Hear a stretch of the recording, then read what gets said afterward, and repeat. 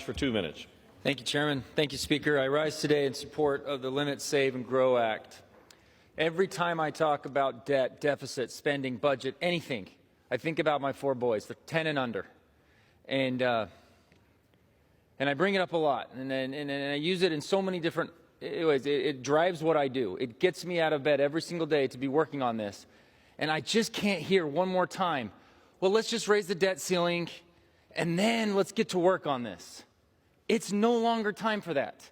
We cannot accept not to use every single opportunity that we have back here in Congress to address this. I've sat on the sidelines, I'm second term in Congress, I've sat on the sidelines and I've watched us constantly do this over and over again, and I want to see something substantive happen here. That's what we're doing here today, Speaker. We are trying to do something substantive. We learned we have debt that exceeds $30 trillion.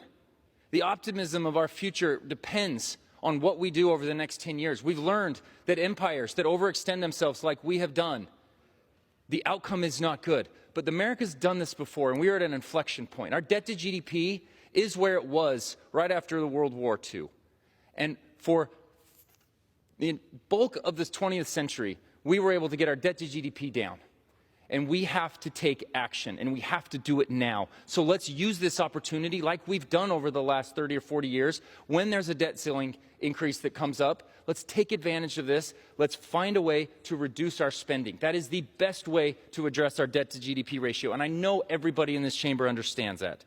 So we have an opportunity. This spring is our moment again to stop debt fuel spending sprees that give our children a fair shot at success and not a mountain of IOUs.